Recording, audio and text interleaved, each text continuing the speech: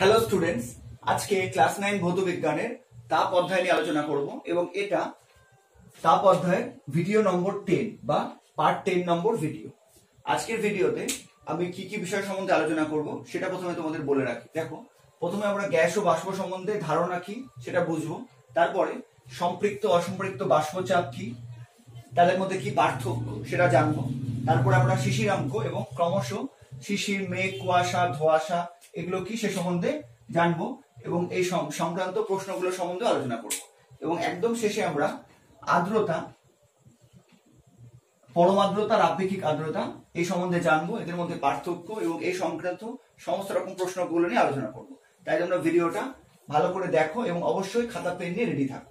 তো দেখো, আজকের প্রথম টপিক হচ্ছে গ্যাস এবং বাষ্প সম্বন্ধে ধারণা। যদিও তোমাদের সিলেবাসে এই অংশটা কিন্তু প্রত্যক্ষভাবে নেই, কিন্তু আমাদের অবশ্যই কিন্তু বাষ্পচাপ বোঝার আগে গ্যাস এবং বাষ্পর মধ্যে কি পার্থক্য সেটা কিন্তু আমাদের অবশ্যই জানা দরকার এবং পরবর্তী ক্লাস 10 এর জন্য কিন্তু এই অংশটা খুবই ইম্পর্টেন্ট। তো দেখো, গ্যাস এবং বাষ্প কি একই? অনেকের মধ্যে কিন্তু এটা ধারণা আছে যে গ্যাস এবং বাষ্প একই, অর্থাৎ গ্যাস এবং বাষ্পের মধ্যে কোনো পার্থক্য নাই, যা বাষ্প তাই গ্যাস বা যা গ্যাস তাই বাষ্প। কিন্তু এই কনসেপশনটা কিন্তু সম্পূর্ণ ভুল। এটা কিন্তু একটা মিসকনসেপশন যে গ্যাস এবং বাষ্প একই। তাহলে মূল কনসেপশনটা কি? দেখো, গ্যাস এবং বাষ্প কিন্তু এক নয়, কখনো এক হতে পারে, নাও হতে পারে। এবং গ্যাস এবং বাষ্প এর মধ্যে যে পার্থক্য আছে সেটা আমরা কি দিয়ে বুঝতে পারবো, ঠিক আছে? তো দেখো, কোন গ্যাসীয় পদার্থকে আমরা গ্যাস বলবো না বাষ্প বলবো সেটা কিন্তু একটা নির্দিষ্ট কোয়ান্টিটি বা নির্দিষ্ট রাশি দ্বারা নির্ধারিত হয়, যেটা হচ্ছে সংকট উষ্ণতা বা ক্রিটিক্যাল টেম্পারেচার। ঠিক আছে? তার মানে ক্রিটিক্যাল টেম্পারেচার বা সংকট উষ্ণতা, এই যদি মানটা জানা থাকে কোনো গ্যাসীয় পদার্থের, তাহলে আমরা বলতে পারবো যে সেই গ্যাসীয় পদার্থটা গ্যাসীয় অবস্থায় আছে না বাষ্প অবস্থায় আছে। তো প্রথমে আমরা সংকট উষ্ণতা কাকে বলে সেটা প্রথমে দেখে নিই, তারপরে পুরো ব্যাপারটা বোঝার চেষ্টা করছি। দেখো, সংকট উষ্ণতা বা ক্রিটিক্যাল টেম্পারেচার কি? তাহলে কি বলবো? যে নির্দিষ্ট উষ্ণতার ওপরে রাখা কোন গ্যাসীয় পদার্থকে, যে নির্দিষ্ট উষ্ণতার ওপরে রাখা কোন গ্যাসীয় পদার্থকে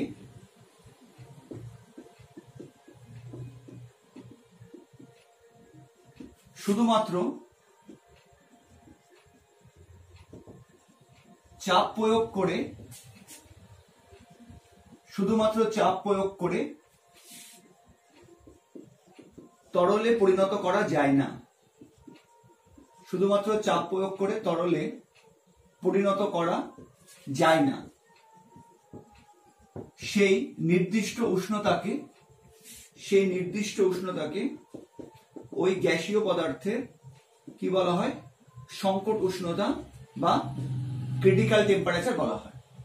তার মানে ক্রিটিক্যাল টেম্পারেচার কি? ক্রিটিক্যাল টেম্পারেচার হচ্ছে এমন একটা উষ্ণতা যে উষ্ণতার উপরে থাকলে কি হবে? শুধুমাত্র চাপ প্রয়োগ করে আমরা ওই গ্যাসটাকে তরলে পরিণত করতে পারবো না। যতই পরিমাণে আমি চাপ প্রয়োগ করি না কেন, শুধুমাত্র চাপ প্রয়োগ করে কিন্তু আমি তরলে পরিণত করতে পারবো না। ক্লিয়ার?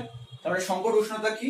সংকট উষ্ণতা হচ্ছে এমন একটা উষ্ণতা, যদি কোনো গ্যাসের উষ্ণতা তার উপরে থাকে তাহলে কি হবে? শুধুমাত্র কিন্তু আমি যত পরিমাণে চাপ প্রয়োগ করি না কেন, শুধুমাত্র চাপ প্রয়োগ করে কিন্তু আমি সেই গ্যাসীয় পদার্থকে তরল পদার্থে পরিণত করতে বা তরল অবস্থায় পরিণত করতে পারবো না। ঠিক আছে? এবার এই যে সংকট উষ্ণতা, এর মান কিন্তু বিভিন্ন গ্যাসীয় পদার্থের ক্ষেত্রে বিভিন্ন হবে। ঠিক আছে? বিভিন্ন গ্যাসের ক্ষেত্রে, বিভিন্ন গ্যাসের বা বিভিন্ন গ্যাসীয় পদার্থের সংকট উষ্ণতা কিন্তু বিভিন্ন হবে। বিভিন্ন গ্যাসীয় পদার্থের সংকট উষ্ণতা কি হবে? বিভিন্ন হবে। যদি বিশুদ্ধ গ্যাসীয় পদার্থ হয় তাহলে দুটো গ্যাসীয় পদার্থ কিন্তু সংকট উষ্ণতা কখনোই এক হবে। ঠিক আছে?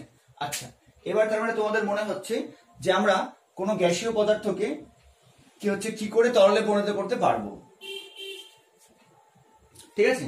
তো কোনো গ্যাসীয় পদার্থকে তার মানে কোনো গ্যাসীয় পদার্থকে তরলে পরিণত করতে হলে কি করতে হবে? কোনো গ্যাসীয় পদার্থকে যদি আমাকে তরলে পরিণত করতে হয়, যদি কোনো গ্যাসীয় পদার্থকে আমাকে তরলে পরিণত করতে হয়, তাহলে আমাকে কি করতে হবে?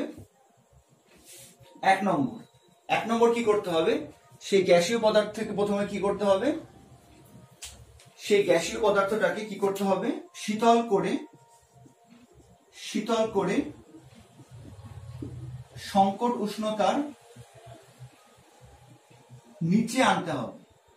সংকট উষ্ণতার নিচে আনতে হবে, ঠিক আছে? এবং তারপরে কি করতে হবে? তারপরে আমাকে হচ্ছে নিচে আনতে হবে। এবং 2 নম্বর কি হবে? তারপরে আমাকে উপযুক্ত চাপ প্রয়োগ করে, এবার আমি উপযুক্ত চাপ প্রয়োগ করলে কি হবে? উপযুক্ত চাপ প্রয়োগ করলে কি হবে? সেই গ্যাসীয় পদার্থটা কি হবে? তরলে পরিণত হবে, ঠিক আছে? আবার বলছি, পদার্থটি তরলে পরিণত হবে। তোমরা এইটুকুটা আগে নোট করে নাও। হাতে লেখা বুঝতে অসুবিধা হচ্ছে, এটা আমিও বুঝতে পারছি, তোমাদের আরেকবার বলে দিচ্ছি, চিন্তা করো না। আচ্ছা, সম্পূর্ণটা বোঝা যাচ্ছে কি? হ্যাঁ, দেখো, তো তার মানে কি হলো যে কোনো গ্যাসীয় পদার্থকে যদি তরলে পরিণত করতে হয় তাহলে কি করতে হবে? নাম্বার 1 হচ্ছে ওই গ্যাসীয় পদার্থের উষ্ণতা কি করতে হবে? কমিয়ে বা গ্যাসীয় পদার্থটাকে শীতল করে প্রথমে আমাকে সংকট উষ্ণতার নিচে আনতে হবে। উত্তর হচ্ছে কেন? প্রশ্ন হচ্ছে কেন? তার কারণ হচ্ছে দেখো, সংকট উষ্ণতা যদি উপরে থাকে তাহলে কিন্তু শুধুমাত্র চাপ প্রয়োগ করে তরলে পরিণত করতে পারবো না কোনো গ্যাসীয় পদার্থ। সেই জন্য কোনো গ্যাসীয় পদার্থকে তরলে পরিণত করতে হলে আমাকে প্রথমে কি করতে হবে? সেই গ্যাসীয় পদার্থের উষ্ণতা কমিয়ে তাকে প্রথমে সংকট উষ্ণতার নিচে আনতে হবে। তারপরে যদি আমি উপযুক্ত চাপ প্রয়োগ করি তাহলে কিন্তু সেই গ্যাসীয় পদার্থটা তরলে পরিণত হবে। কিন্তু যদি কোনো গ্যাসীয় পদার্থের উষ্ণতা সংকট উষ্ণতা থেকে বেশি থাকে তাহলে আমি যতই চাপ প্রয়োগ করি তাহলে কিন্তু সেটা তরলে পরিণত হবে না কখনোই। ক্লিয়ার? আচ্ছা, এবার এই সংকট উষ্ণতা, এটা আশা করি তোমরা বুঝতে পেরেছো যে সংকট উষ্ণতা হচ্ছে এমন একটা উষ্ণতা, যদি কোনো গ্যাসীয় পদার্থের উষ্ণতা তার থেকে বেশি থাকে তাহলে শুধুমাত্র চাপ প্রয়োগ করে কিন্তু তাকে তরলে পরিণত করা যাবে না। তরলে পরিণত করার জন্য আমাকে প্রথমে কি করতে হবে? সেই গ্যাসীয় পদার্থের উষ্ণতা সংকট উষ্ণতার নিচে আনতে হবে। তারপরে কি করতে হবে? উপযুক্ত চাপ প্রয়োগ করলে আমরা সেই তরলটা কি হবে? গ্যাসীয় পদার্থে গ্যাসীয় পদার্থটা হচ্ছে তরলে পরিণত হবে, ঠিক আছে? তো এই সংকট উষ্ণতা এরপর হচ্ছে বেস করে কিন্তু গ্যাস এবং বাষ্পের সংজ্ঞা নির্ধারণ করা হয়েছে। তো প্রথমে বাষ্প বলতে আমরা কি বুঝবো? দেখো, বাষ্প এবং গ্যাস দুটোরই কিন্তু ভৌত অবস্থা হচ্ছে গ্যাসীয়। তাই বাষ্পের সংজ্ঞা আমরা এভাবে বলতে পারি যে কোনো গ্যাসীয় পদার্থের উষ্ণতা, কোনো গ্যাসীয় পদার্থের উষ্ণতা, কোনো গ্যাসীয় পদার্থের উষ্ণতা সংকট উষ্ণতার থেকে, কার সংকট উষ্ণতা? তার। কোনো গ্যাসীয় পদার্থের উষ্ণতা তার সংকট উষ্ণতার থেকে কম হলে সেই গ্যাসীয় পদার্থকে কি বলা হয়? বাষ্প বলা হয়। তখন সেই গ্যাসীয় পদার্থকে আমরা বাষ্প বলতে পারবো। তার মানে বাষ্প কাকে বলবো? যদি কোনো গ্যাসীয় পদার্থের উষ্ণতা কত হতে হবে? তার সংকট উষ্ণতা থেকে কম হয়, তাহলে সেই গ্যাসীয় পদার্থকে আমরা কিন্তু বাষ্প বলতে পারবো, নচেৎ কিন্তু বাষ্প বলতে পারবো না, ঠিক আছে? আচ্ছা, এবার বাষ্পের আর কি বৈশিষ্ট্য? শুধুমাত্র চাপ প্রয়োগ করে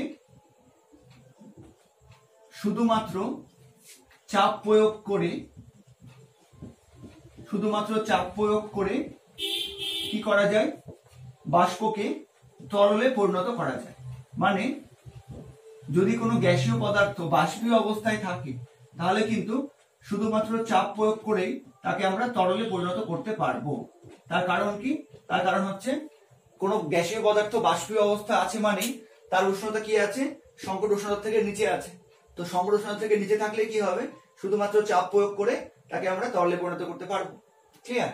আচ্ছা, এবার গ্যাস কাকে বলবো? গ্যাসের সংজ্ঞা এটাও কিন্তু সংকট উষ্ণতার উপরে নির্ভর করবে। ঠিক এর উল্টোটা, যদি কোনো গ্যাসীয় পদার্থের উষ্ণতা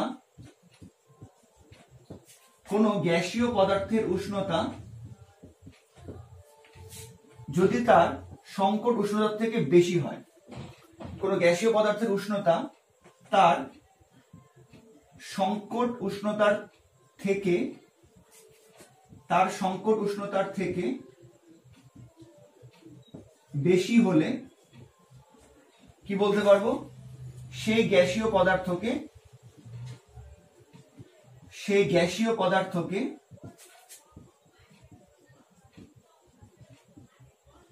আমরা কি বলতে পারবো, গ্যাস বলতে পারবো, গ্যাস বলা হয়। এটাই কিন্তু গ্যাস এবং বাষ্পের সঠিক সংজ্ঞা। ঠিক আছে, তাহলে গ্যাস কাকে বলবো, কোন গ্যাসীয় পদার্থের উষ্ণতা তার সংকট উষ্ণতা থেকে বেশি হলে সেই গ্যাসীয় পদার্থকে আমরা কি বলতে পারবো, একমাত্র গ্যাস বলতে পারবো। আচ্ছা, এবার গ্যাসের আরেকটা কি বৈশিষ্ট্য জানবো আমরা, যেটা এখানে আমি উল্লেখ করেছি, যে শুধুমাত্র চাপ প্রয়োগ করে, ঠিক আছে, শুধুমাত্র চাপ প্রয়োগ করে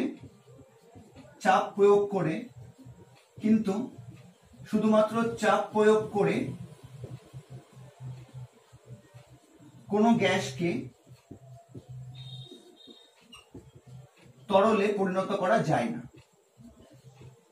শুধুমাত্র চাপ প্রয়োগ করে কোনো গ্যাসকে তরলে পরিণত করা যায় না।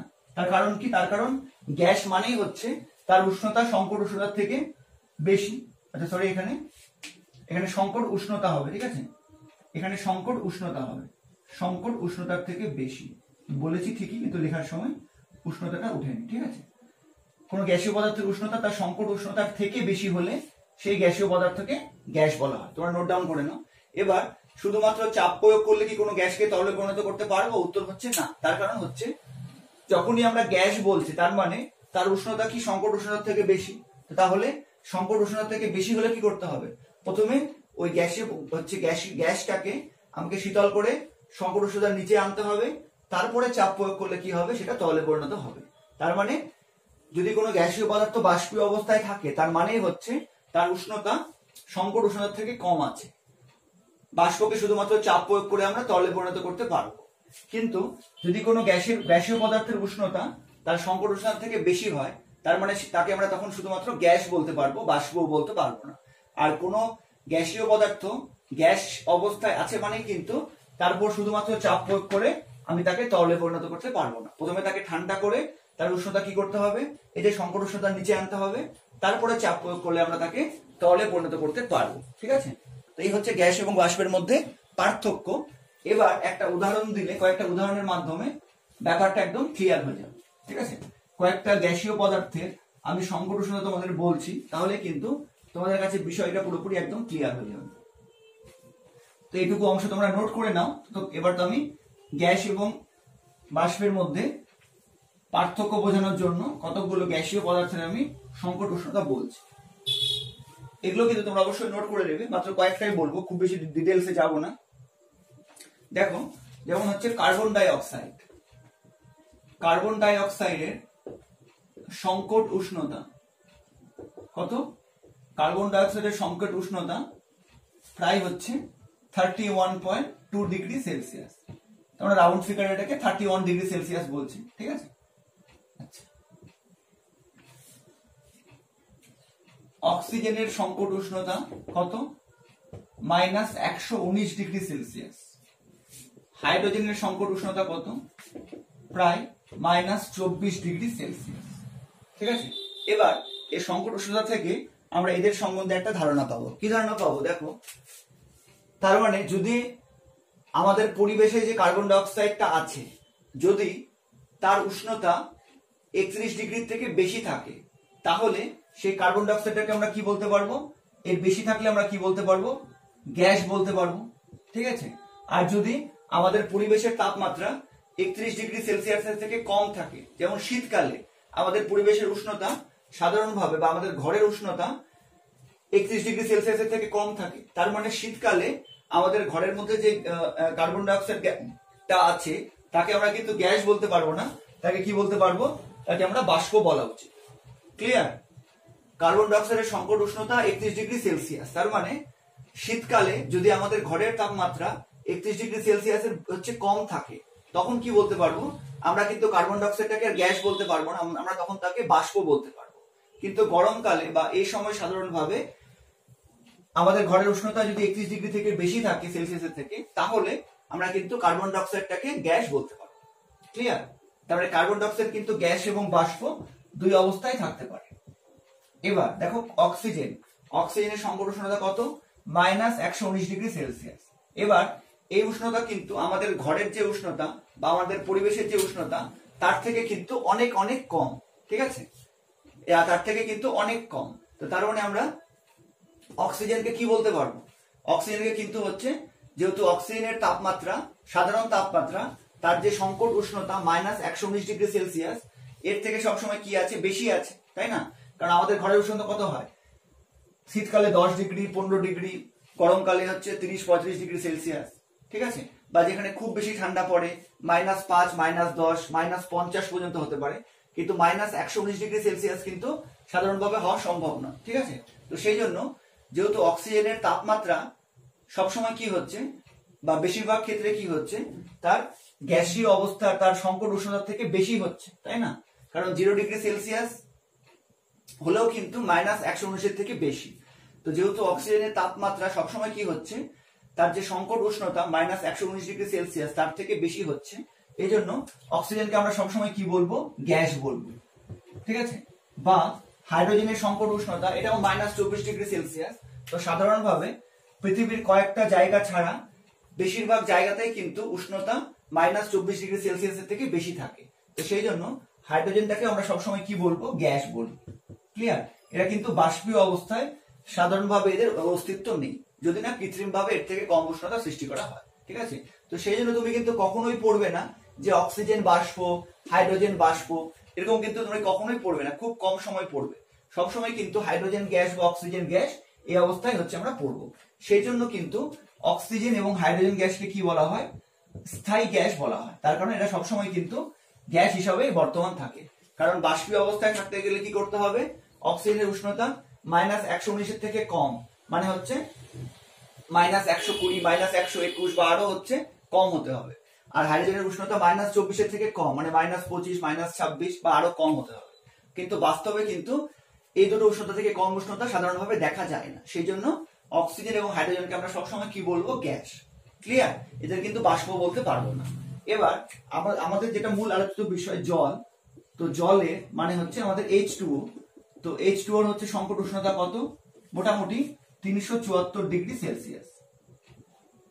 ঠিক আছে, তো এবার বলো আমাদের হচ্ছে পরিবেশ বা আমাদের ঘরের বা আমাদের যে বায়ুমণ্ডলের উষ্ণতা সেটা কি 374 ডিগ্রি সেলসিয়াসের বেশি থাকে না কম থাকে?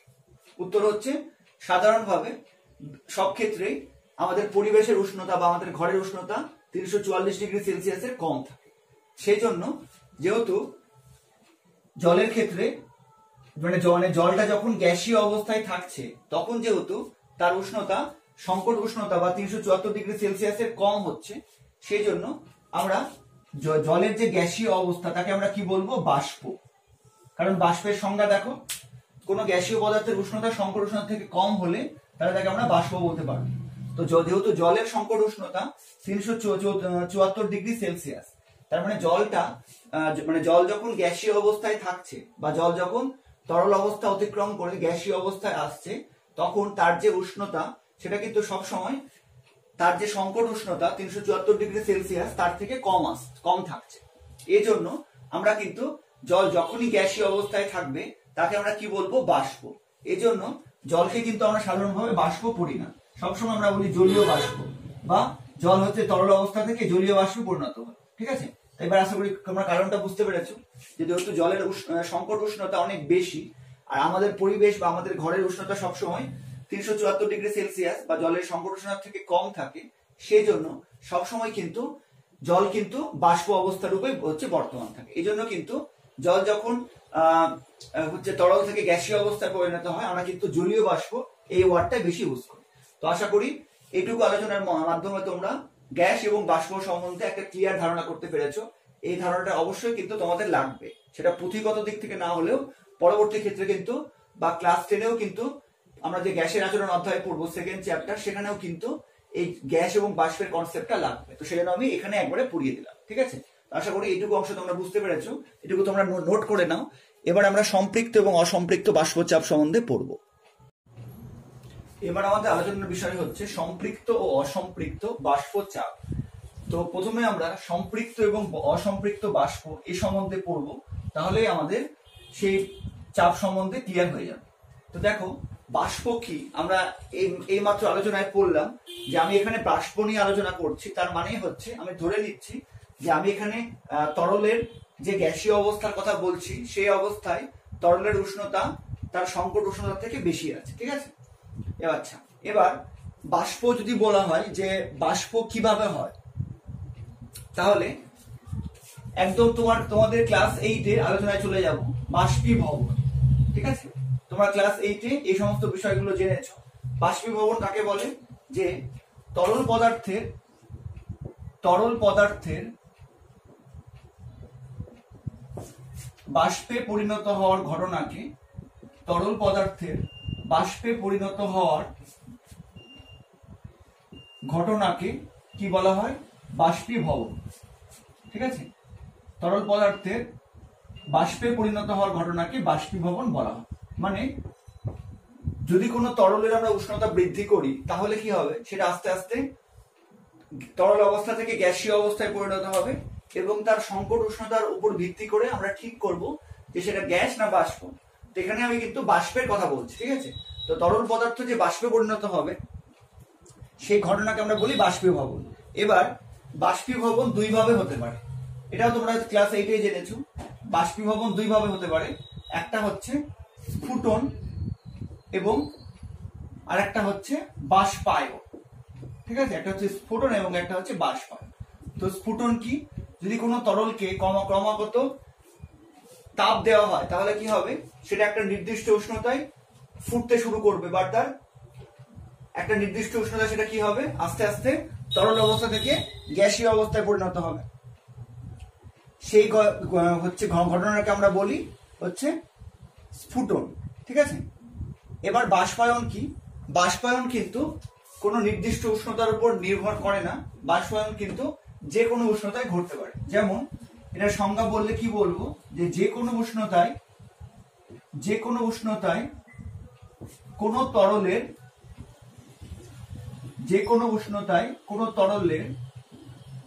উপরিতল থেকে ধীরে ধীরে বাষ্পে পরিণত হওয়ার ঘটনাকে বলা হয়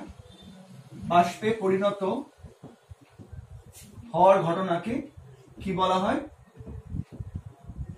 হয়? বাষ্পায়ন, ঠিক আছে। বাষ্পায়ন। তার মানে বাষ্পীভবন কি? তরল পদার্থ যে বাষ্পে পরিণত হচ্ছে উষ্ণতা বা তা হচ্ছে বৃদ্ধি পাওয়ার ফলে বা তাপ গ্রহণ করার ফলে, তাকে বলছি বাষ্পীভবন। বাষ্পীভবন দুই ভাবে হতে পারে, একটা হচ্ছে স্ফুটন, যেখানে আমরা প্রমাণ চাপে বাহ্যিকভাবে তাপ প্রয়োগ করছি এবং একটা নির্দিষ্ট উষ্ণতায় সেটা ফুটতে শুরু করছে বা বাষ্পে পরিণত হচ্ছে। আর একটা হচ্ছে বাষ্পায়ন, এটা কিন্তু একটা স্বাভাবিক প্রক্রিয়া, ঠিক আছে। বাষ্পায়ন কিন্তু একটা স্বাভাবিক প্রক্রিয়া। যেমন আমরা গ্রীষ্মকালে দেখে থাকি যে পুকুরের জল বা নদীর জল অনেকটা কমে গেল বা শুকিয়ে গেল, তো সেটা কিন্তু বাষ্পায়ন প্রক্রিয়ায় ঘটে। বাষ্পায়ন প্রক্রিয়া কিন্তু ধীরে ধীরে ঘটে এবং বাষ্পায়ন কিন্তু যে কোনো উষ্ণতায় ঘটে, কিন্তু বাষ্পায়ন ঘটে, ঠিক আছে। বা আমরা হচ্ছে প্রতিদিন আমরা যে জামা কাপড় গুলো হচ্ছে মেলে দিই, বা আমরা যে জামা কাপড় শুকোই, আমরা জামা কাপড় গুলো হচ্ছে ভেজা জামা কাপড় গুলো মেলে দিলাম এবং একটা সময় পরে দেখলাম জামা কাপড় গুলো শুকিয়ে গেছে, সেক্ষেত্রেও কিন্তু বাষ্পায়ন প্রক্রিয়ায় ঘটে। তার কারণ আমাদের ভেজা কাপড়ের মধ্যস্থিত জল কি হয়? আস্তে আস্তে বাষ্পে পরিণত হয়, ঠিক আছে। এটা হচ্ছে বাষ্পায়ন। তো এখানে আমরা যে সম্পৃক্ত এবং অসম্পৃক্ত বাষ্প নিয়ে আলোচনা করব, সেখানে কিন্তু আমরা এই যে বাষ্পায়নের মাধ্যমে কিভাবে বাষ্পে পরিণত হচ্ছে সেটা নিয়ে মূলত আলোচনা করব। সেই জন্য আমি কিন্তু বাষ্পায়ন প্রক্রিয়াটা প্রথমে তোমাদের বলে রাখি, ঠিক আছে। তার মানে বাষ্পায়ন প্রক্রিয়া কিন্তু আস্তে আস্তে ঘটবে এবং বাষ্পায়ন কিন্তু যে কোনো উষ্ণতায় ঘটতে পারে, ঠিক আছে। কারণ আমাদের যে জামা কাপড় ভেবে দেখো, আমাদের জামা কাপড় কিন্তু গ্রীষ্মকালে হচ্ছে বা রোদ বেশি থাকলে বা হচ্ছে সূর্যের উষ্ণতা বেশি থাকলে বা আমাদের পারিপার্শ্বিক উষ্ণতা বেশি থাকলে খুব তাড়াতাড়ি শুকিয়ে যায়, কিন্তু বর্ষাকালে যখন জলীয় বাষ্প বেশি থাকে তখন কিন্তু জামা কাপড় শুকোতে দেরি হয়, কিন্তু শুকোয় না এটা কিন্তু নয়। সেই জন্য বাষ্পায়ন কিন্তু যে কোনো উষ্ণতায় ঘটতে পারে, ঠিক আছে, যেহেতু আমাদের জামা কাপড় যে কোনো উষ্ণতায় হচ্ছে শুকোতে পারে। ক্লিয়ার? আচ্ছা, এবার আমরা হচ্ছে সম্পৃক্ত এবং অসম্পৃক্ত বাষ্পের কনসেপ্টে চলে আসছি। তো এখানে আমরা বাষ্প নিয়ে আলোচনা করছি এবং এক্ষেত্রে আমরা কিরকম কোণে বা হচ্ছে বাষ্পে পরিণত হওয়ার কোন ঘটনা নিয়ে আলোচনা করছি, বাষ্পায়ন প্রক্রিয়া নিয়ে আলোচনা করছি, ঠিক আছে। এবার একটা উদাহরণের মাধ্যমে আমি সম্পৃক্ত এবং অসম্পৃক্ত বাষ্প এই ব্যাপারটা তোমাদের বোঝানোর চেষ্টা করছি। তো ধরে নাও এটা একটা আবদ্ধ পাত্র, ঠিক আছে। এটা কি? এটা একটা আবদ্ধ পাত্র, মানে চারদিক থেকে পাত্রটা বন্ধ করা আছে, আবদ্ধ পাত্র। এবার এই পাত্রে কিছু পরিমাণ তরল আছে, এটা হচ্ছে সেই তরলের লেভেলটা, ঠিক আছে। এই লেভেল পর্যন্ত এই পাত্রের মধ্যে কোনো না কোনো তরল আছে, সেটা জল হবে, হতে পারে, বা অন্য যে কোনো তরল হতে পারে। আমি কমন সামগ্রিকভাবে আলোচনা করছি, ঠিক আছে। একটা আবদ্ধ পাত্র আছে, তার মধ্যে এটা হচ্ছে জলের লেভেল, এই লেভেল পর্যন্ত কি এই লেভেল পর্যন্ত কি ভর্তি আছে? তরল ভর্তি আছে, এটা তরল। আচ্ছা, এবার আমরা এখনই যে পড়লাম যে বাষ্পায়ন যে কোনো উষ্ণতায় ঘটে, তরলের উপরই তল থেকে, তাই না? তো এবার ভাবো এই যে উপরের স্থানটা ফাঁকা আছে, এবার আমি এই তরলকে যদি এই আবদ্ধ পাত্রের মধ্যে রেখে দিই তাহলে কি হবে? যেহেতু বাষ্পায়ন যে কোনো উষ্ণতায় ঘটে, তাই কি হবে? এই তরলটা কি হবে? আস্তে আস্তে বাষ্পে পরিণত হবে, ঠিক আছে। এই তরলটা কি হবে? আস্তে আস্তে কিন্তু বাষ্পে পরিণত হবে, ঠিক আছে। এই তরলটা আস্তে আস্তে বাষ্পে পরিণত হবে এবং বাষ্পগুলো কোথায় যাবে? যেহেতু এটা আবদ্ধ পাত্র আমরা কনসিডার করেছি, সেই জন্য বাষ্পগুলো কিন্তু এই পাত্রের বাইরে বেরোতে পারবে না, বাষ্পগুলো কি হবে? এই পাত্রের মধ্যেই থাকবে, ঠিক আছে। এবার হচ্ছে যত বাষ্পায়ন প্রক্রিয়া বাড়বে, যত সময়ের সঙ্গে সঙ্গে বাষ্পায়ন প্রক্রিয়া বাড়বে, তত বেশি পরিমাণ বাষ্প উৎপন্ন হবে এবং এই হচ্ছে আবদ্ধ পাত্রের যে ফাঁকা স্থান উপরের, সে তার হচ্ছে মধ্যে জায়গা করে নেবে। এবার প্রশ্ন হচ্ছে যে এই যে বাষ্প উৎপন্ন হবে বা এই যে বাষ্প এই ফাঁকা জায়গার মধ্যে থাকবে, এর কি কোনো নির্দিষ্ট সীমা আছে, না যে কোনো পরিমাণ বাষ্প থাকতে পারে? তো বুঝতেই পারছো যেহেতু এখানে আয়তনটা নির্দিষ্ট, তো এই যে বাষ্প উৎপন্ন হচ্ছে বা এইটুকু ফাঁকা অংশের মধ্যে কি পরিমাণ বাষ্প থাকবে তার কিন্তু একটা সীমা থাকবে, ঠিক আছে।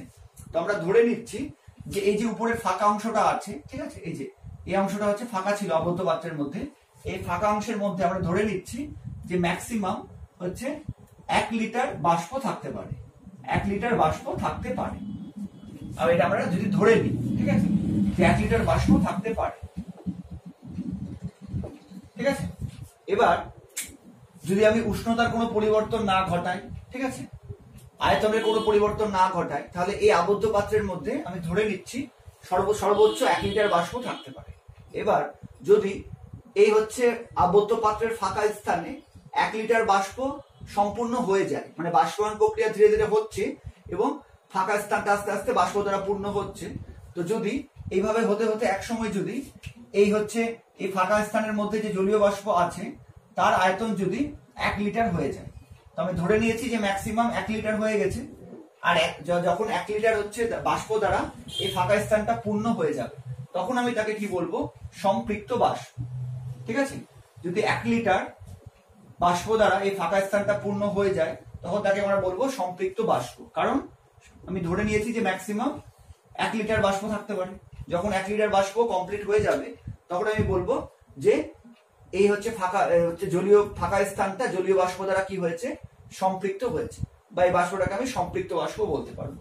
কিন্তু যদি 1 লিটারের থেকে কম যে কোনো পরিমাণ থাকে, 1 লিটার এর থেকে কম যে কোনো পরিমাণ বাষ্প যদি এই ফাঁকা জায়গায় থাকে, তখন আমি কি বলবো? যে সর্বোচ্চ যতটা বাষ্প থাকতে পারে তার থেকে কম পরিমাণ বাষ্প এই আবদ্ধ পাত্রের ফাঁকা স্থানে আছে, তখন সেই বাষ্পটাকে আমরা কি বলবো? অসম্পৃক্ত বাষ্প, ঠিক আছে, অসম্পৃক্ত বাষ্প। তো এই যে টার্মটা সম্পৃক্ত বা অসম্পৃক্ত, এটা কিন্তু দ্রবণে আমরা পড়েছিলাম। তো সম্পৃক্ত মানেই কি আমরা জানি? সম্পৃক্ত মানেই হচ্ছে ম্যাক্সিমাম, তাই তো। সম্পৃক্ত কথাটার মানেই হচ্ছে ম্যাক্সিমাম, মানে সর্বোচ্চ পরিমাণ। আর অসম্পৃক্ত কথাটার মানে আমরা কি জানি? অসম্পৃক্ত কথাটার মানেই হচ্ছে লেস দেন ম্যাক্সিমাম, মানে সর্বোচ্চ যে কোনো পরিমাণ কম। যেমন তোমরা সম্পৃক্ত দ্রবণ পড়েছিলে, যে কোনো নির্দিষ্ট উষ্ণতায় কোনো দ্রাবকের মধ্যে কোনো দ্রাবক সর্বোচ্চ যে পরিমাণ দ্রবীভূত যদি থাকে তাহলে সেই দ্রবণটাকে আমরা বলি সম্পৃক্ত দ্রবণ, আর সর্বোচ্চ পরিমাণে যদি কম যে কোনো পরিমাণ দ্রবীভূত থাকে তাহলে তাকে আমরা বলি অসম্পৃক্ত দ্রবণ। তো এখানেও কিন্তু একই রকম ব্যাপার, ঠিক আছে। একটা আবার বলছি সম্পূর্ণ ব্যাপারটা, একটা আবদ্ধ পাত্রের মধ্যে কিছুটা অংশ তরল দ্বারা ভর্তি ছিল, ঠিক আছে, আর উপরের স্থানটা ফাঁকা ছিল, কিন্তু আবদ্ধ পাত্রের মধ্যে। আচ্ছা, এবার আমি ধরে নিলাম যে এই আবদ্ধ পাত্রের মধ্যে ম্যাক্সিমাম 1 লিটার বাষ্প থাকতে পারে। তো এবার এই তরলটা যখন বাষ্পায়ন প্রক্রিয়ায় আস্তে আস্তে বাষ্পে পরিণত হবে, তখন সেই তরলটা কোথায় যাবে? এই পাত্রের মধ্যে হচ্ছে থাকবে, কারণ বাইরে বেরোতে পারবে না আবদ্ধ পাত্র। এবার যেহেতু আমি 1 লিটার ম্যাক্সিমাম ধরে নিয়েছি, যখন এই আবদ্ধ ফাঁকা স্থানটা হচ্ছে 1 লিটার জলীয় বাষ্প দ্বারা 1 লিটার বাষ্প দ্বারা পূর্ণ হয়ে যাবে, তখন আমি কি বলবো? এটা হচ্ছে ম্যাক্সিমাম যতটা বাষ্প ধারণ করতে পারে সে অবস্থায় চলে এসেছে, তখন সেই বাষ্পটাকে বলবো আমরা সম্পৃক্ত বাষ্প। এবং যদি এই স্থানে 1 লিটারের থেকে কম যে কোনো পরিমাণ বাষ্প উপস্থিত থাকে, মানে হচ্ছে 1 লিটার মানে হচ্ছে 1000 ml, তো যে ধরো 999 ml বা এর চেয়ে কম যে কোনো পরিমাণ বাষ্প যদি এই আবদ্ধ পাত্রে উপস্থিত থাকে, তখন আমি কি বলবো? এই বাষ্পটাকে বলবো অসম্পৃক্ত বাষ্প, মানে এই বাষ্পটা অসম্পৃক্ত অবস্থায় আছে। ক্লিয়ার? এবার সম্পৃক্ত এবং অসম্পৃক্ত বাষ্প চাপ, ঠিক আছে, বাষ্প চাপ দেখো। তো এবার এই যে বাষ্পটা জমা হলো, এই বাষ্পটা কোথায় যাবে? তার উত্তর হচ্ছে এই বাষ্পটা বাইরে বেরোতে চাইবে। তো বাইরে বেরোতে গেলে কি হবে? এই বাষ্পটা হচ্ছে পাত্রের দেওয়ালে কি করবে? ধাক্কা মারবে, বা যেটাকে আমরা বিজ্ঞানের ভাষায় বলি যে চাপ সৃষ্টি করবে। এই পাত্রের প্রতি একক ক্ষেত্রফলে বল প্রয়োগ করবে, বা এই পাত্রের দেওয়ালে চাপ সৃষ্টি করবে, ঠিক আছে। তো সম্পৃক্ত বাষ্পচাপ কি? যখন কোনো পাত্রের মধ্যে বা কোনো স্থানে যখন হচ্ছে সর্বোচ্চ পরিমাণ বাষ্প উপস্থিত থাকবে, তখন সেই বাষ্প যে চাপ প্রয়োগ করবে সেটাই হচ্ছে সম্পৃক্ত বাষ্পচাপ, ঠিক আছে। এবং কোনো পাত্রের মধ্যে বা আবদ্ধ স্থানে যখন কোনো হচ্ছে বাষ্প সর্বোচ্চ থেকে কম পরিমাণে উপস্থিত থাকবে, মানে যখন অসম্পৃক্ত বাষ্প উপস্থিত থাকবে, তখনও তো সেটা চাপ প্রয়োগ করবে, বাইরে বেরোতে চাইবে। তো অসম্পৃক্ত বাষ্পের যে চাপ সেটাই হচ্ছে অসম্পৃক্ত বাষ্পচাপ। কি আছে ব্যাপারটা? যখন সম্পৃক্ত বাষ্প উপস্থিত থাকবে, সেটা বায়ুমণ্ডলে হোক বা হচ্ছে কোনো পাত্রের মধ্যে হোক, সেটা সম্পৃক্ত বাষ্প যে পরিমাণ চাপ প্রয়োগ করবে সেটাই হচ্ছে সম্পৃক্ত বাষ্পচাপ। এবং বাষ্প যখন অসম্পৃক্ত অবস্থায় থাকবে, তখন সে বাষ্প পাত্রের দেওয়ালে যে পরিমাণ চাপ প্রয়োগ করবে সেটাই হচ্ছে অসম্পৃক্ত বাষ্পচাপ। ঠিক আছে, এবার আমরা সম্পৃক্ত এবং অসম্পৃক্ত বাষ্পের মধ্যে পার্থক্য দেখব। দেখো, সম্পৃক্ত বাষ্প এবং অসম্পৃক্ত বাষ্পের মধ্যে পার্থক্য। তো প্রথমে আমরা সংজ্ঞাটা নিয়ে আলোচনা করেছি। সম্পৃক্ত বাষ্প এখনই কি বললাম, যে কোনো নির্দিষ্ট উষ্ণতায় কোনো নির্দিষ্ট আয়তনের বায়ুর মধ্যে সর্বাধিক পরিমাণ যদি জলীয় বাষ্প উপস্থিত থাকে, তাহলে সেই বাষ্পকে বলবো আমরা সম্পৃক্ত বাষ্প। সর্বোচ্চ বা সর্বাধিক মানে সম্পৃক্ত। আর অসম্পৃক্ত বাষ্প কাকে বলবো? যদি সর্বোচ্চ থেকে কম পরিমাণ জলীয় বাষ্প উপস্থিত থাকে। ঠিক আছে, কোনো নির্দিষ্ট উষ্ণতায় কোনো নির্দিষ্ট আয়তন বায়ুর মধ্যে সর্বাধিক যে পরিমাণ জলীয় বাষ্প থাকতে পারে, যদি তার চেয়ে কম পরিমাণ জলীয় বাষ্প থাকে, তাহলে সেই বাষ্পকে বলবো অসম্পৃক্ত বাষ্প। ঠিক আছে। আচ্ছা, 2 নম্বর, সম্পৃক্ত বাষ্প বয়েলের ও চার্লসের সূত্র মেনে চলে না।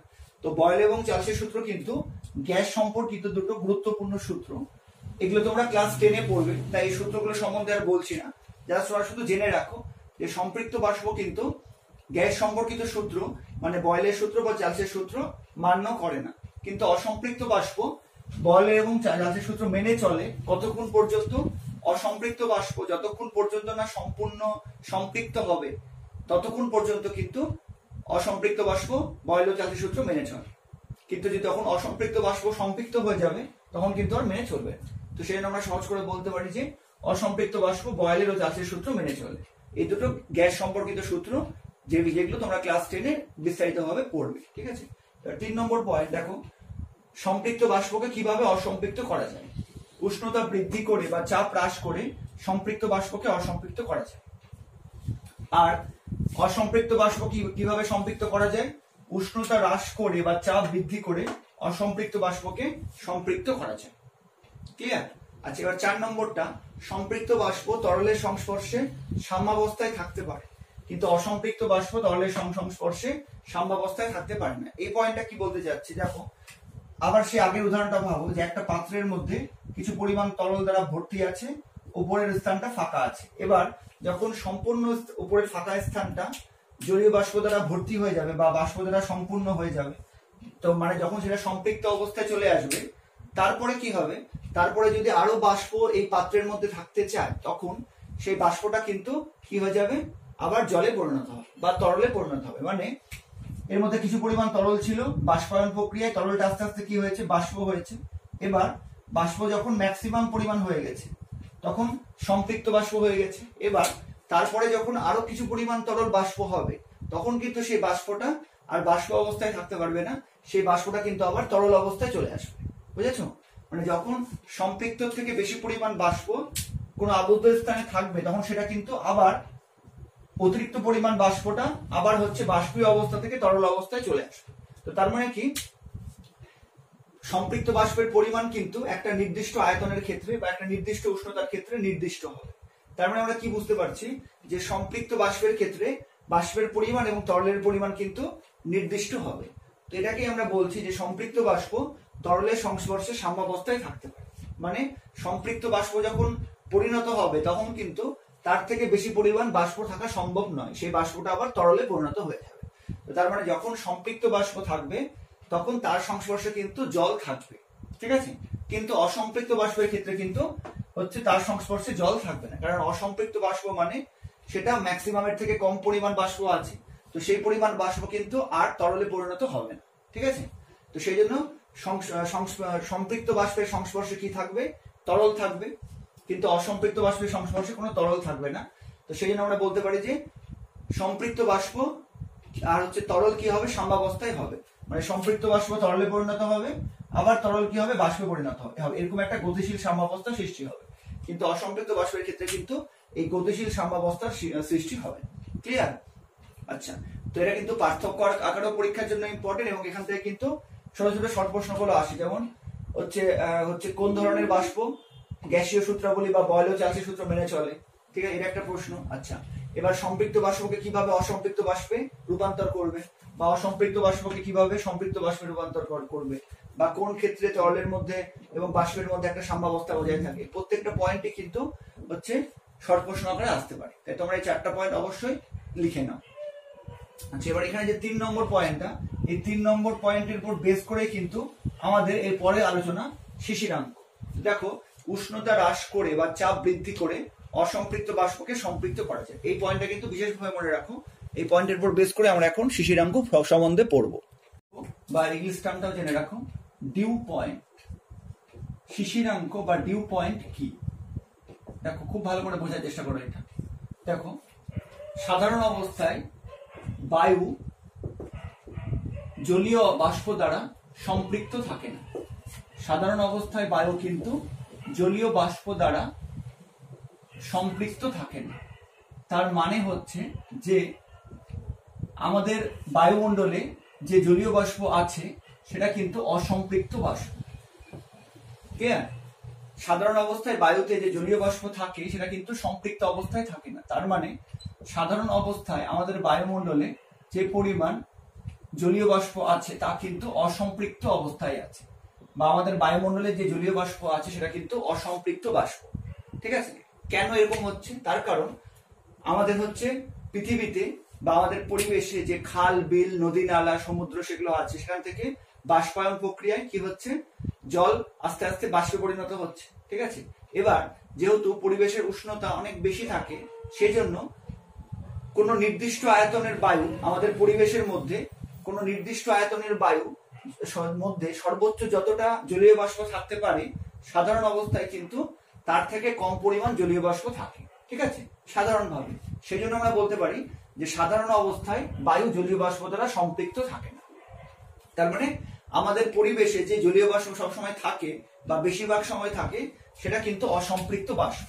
এবার আমরা এক্ষুনি জানলাম যে অসম্পৃক্ত বাষ্পকে আমরা কি উপায়ে সম্পৃক্ত করতে পারবো, যদি অসম্পৃক্ত বাষ্পের আমরা উষ্ণতা কমিয়ে দিই, ঠিক আছে, যদি অসম্পৃক্ত বাষ্পের আমরা উষ্ণতা কমিয়ে দিই বা যদি চাপ বৃদ্ধি করে দিই, তাহলে সেটা কি হবে, সম্পৃক্ত বাষ্পে পরিণত হতে পারে। তাই তো আমরা এইমাত্র পার্থক্যে পড়লাম, সম্পৃক্ত অসম্পৃক্ত বাষ্পের পার্থক্যের 3 নম্বর পয়েন্টে যেটা আমি স্টার দিয়ে দিয়েছিলাম, সেখানে আমি বিশেষভাবে বলেছিলাম এই পয়েন্টটা। তো তার মানে সম্পৃক্ত বাষ্প অসম্পৃক্ত কিভাবে হতে পারে? এক হতে পারে যদি পরিবেশের উষ্ণতা কমে যায়, আর একটা হচ্ছে যদি পরিবেশের চাপটা বৃদ্ধি পেয়ে যায়। এবার পরিবেশ তো হচ্ছে আমাদের দ্বারা নিয়ন্ত্রিত নয়, আমরা কিন্তু পরিবেশের চাপটা বৃদ্ধি করতে পারবো না, তাই না? আমরা পরিবেশের চাপটা কিভাবে বৃদ্ধি করতে পারবো? আমরা কোনো একটা ছোট অংশের চাপ বৃদ্ধি করতে পারি, কিন্তু একটা সম্পূর্ণ অঞ্চলের কিন্তু চাপ আমরা বৃদ্ধি করতে পারবো। তো তার মানে পরিবেশের মধ্যে যে অসম্পৃক্ত বাষ্প আছে সেটা সম্পৃক্ত হতে পারে একটাই উপায়ে, যদি পরিবেশের উষ্ণতা কমে যায়। ক্লিয়ার? আচ্ছা, এবার বলো যে পরিবেশের উষ্ণতা কখন কমে? পরিবেশের উষ্ণতা কখন কমে? দেখো যে হচ্ছে যে সারাদিন কি হয়, সারাদিন কিন্তু হচ্ছে আমাদের বায়ুমণ্ডল কি করে, সূর্যের তাপে উত্তপ্ত হয়, এবং যখন হচ্ছে গোধূলি লগ্ন হয়, মানে যখন হচ্ছে সূর্যের আলো আর পৃথিবীতে এসে পৌঁছয় না একটা অংশে, তখন কি হয়, পৃথিবীর যে অংশটা উত্তপ্ত হচ্ছে সেটা কিন্তু সঙ্গে সঙ্গে তাপ বিকিরণ করতে থাকে এবং শীতল হতে থাকে।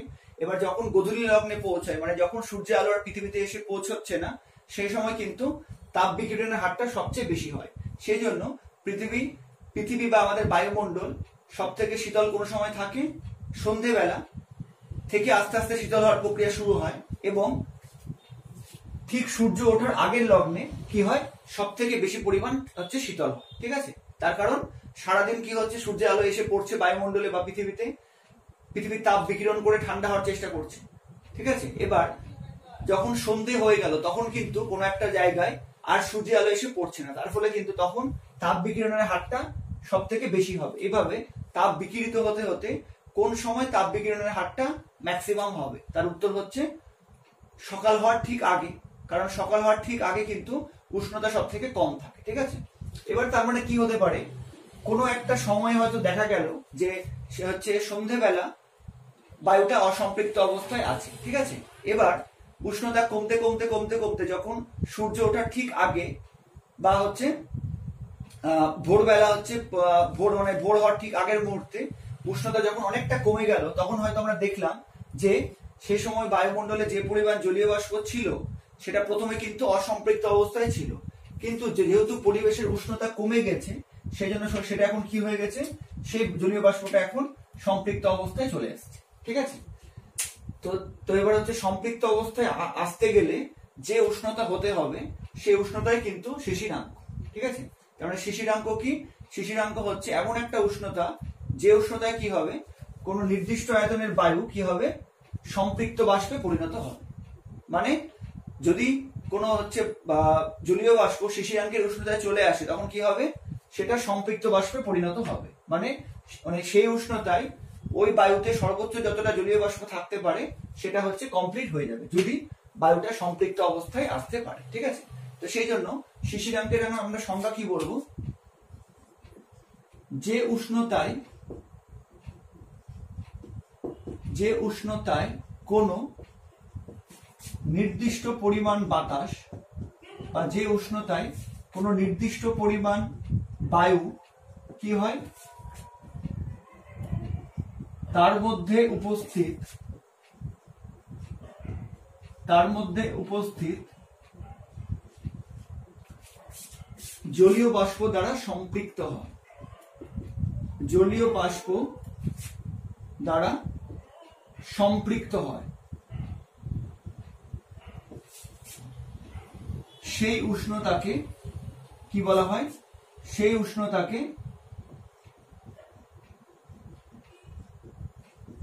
ওই বায়ু শিশিরাঙ্ক বলা হয়, সেই উষ্ণতাকে ওই বায়ু শিশিরাঙ্ক বলা হয়।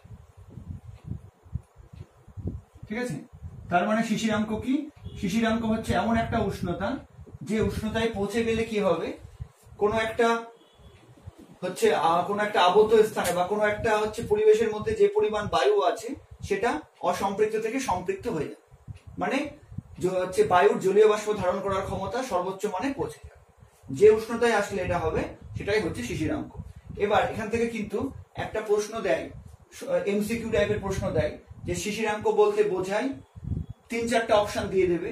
শিশিরাঙ্ক বলতে বোঝায় 1 হচ্ছে শিশির, 2 হচ্ছে কুয়াশা, 3 হচ্ছে উষ্ণতা, 4 নম্বর কোনোটি নয়। তো নির্দিষ্ট করে বুঝতে পারছো, সেই উষ্ণতাকে শিশিরাঙ্ক বলে। তার মানে শিশিরাঙ্ক কি নির্দেশ করছে? একটা নির্দিষ্ট উষ্ণতাকে, যে উষ্ণতায় কি হবে,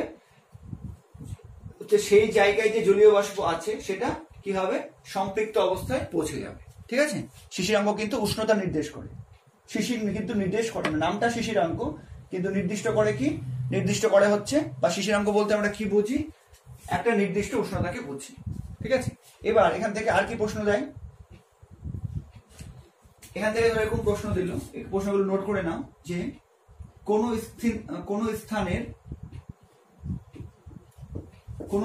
স্থানের শিশিরাঙ্ক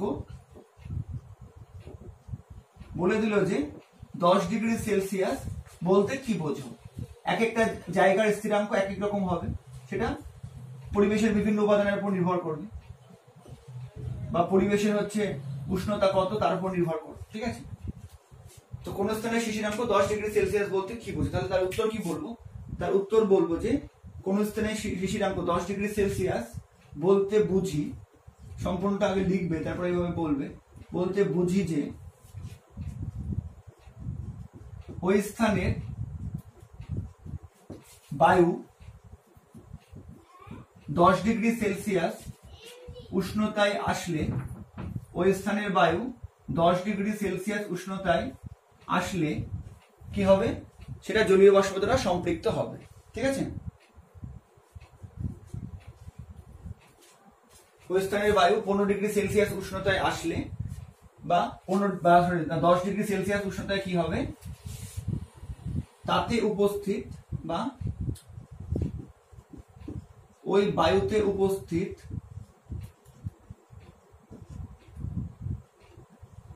জলীয় বাষ্প দ্বারা কি হবে, সম্পৃক্ত হবে। ঠিক আছে, মানে শিশিরাঙ্ক বলেই দিয়েছে 10 ডিগ্রি সেলসিয়াস। এবার শিশিরাঙ্ক মানে আমরা কি জানি, শিশিরাঙ্ক হচ্ছে এমন একটা উষ্ণতা, যে উষ্ণতায় যদি পরিবেশের তাপমাত্রা চলে আসে, তাহলে সেই অবস্থায় বা ওই উষ্ণতায় ওই বায়ুর মধ্যে যে পরিমাণ জলীয় বাষ্প আছে সেটাই হচ্ছে সর্বোচ্চ পরিমাণ হয়ে যাবে। মানে ওই উষ্ণতায় ওই পরিমাণ বাতাস কি হবে, তার মধ্যে যেটুকু জলীয় বাষ্প আছে তার দ্বারাই কিন্তু সম্পৃক্ত হয়ে যাবে। তার কারণ প্রথমে হয়তো অসম্পৃক্ত ছিল, কিন্তু উষ্ণতা কমতে কমতে যখন সম্পৃক্ত অবস্থায় আসলো, তখন সেটা কি হলো, শিশিরাঙ্কের উষ্ণতায় পৌঁছে গেল। ক্লিয়ার? তো শিশিরাঙ্ক থেকে কিন্তু এই প্রশ্নগুলো দেয়। আচ্ছা, এটাকে এবার আমি হচ্ছে আমার মতো করে ব্যাখ্যা করে দিচ্ছি শিশিরাঙ্কটা ব্যাপারটা। দেখো, ধরে নাও একটা আবদ্ধ পাত্র আছে, ঠিক আছে, আবার সে আবদ্ধ পাত্র নিয়ে আসলাম। এবার আবদ্ধ পাত্রের মধ্যে ধরো হচ্ছে জলীয় বাষ্প আছে। ঠিক আছে, এবার যে পরিমাণ জলীয় বাষ্প আছে সেটা কিন্তু অসম্পৃক্ত অবস্থায় আছে। ঠিক আছে, এটা ধরো অসম্পৃক্ত অবস্থায় আছে, অসম্পৃক্ত অবস্থায় আছে। আচ্ছা, এই জলীয় বাষ্পের উষ্ণতা ধরো প্রথমে ছিল হচ্ছে 35 ডিগ্রি সেলসিয়াস।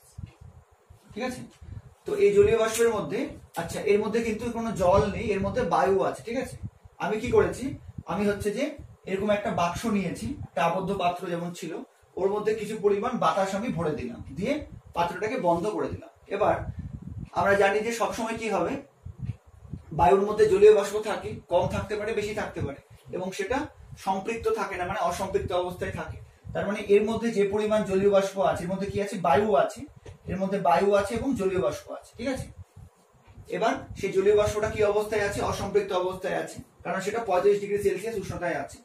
এবার আমি কি করলাম, কোনোভাবে ফ্রিজের মধ্যে এটাকে হচ্ছে ঢুকিয়ে বা কোনোভাবে কি করলাম, এর উষ্ণতা কমিয়ে আমি 5 ডিগ্রি সেলসিয়াস নিয়ে আসলাম। ঠিক আছে, এবার অসম্পৃক্ত বাষ্পে যদি উষ্ণতা কমিয়ে দিই তাহলে কি হবে, এটা সম্পৃক্ত হতে পারে, এটা জানা আছে।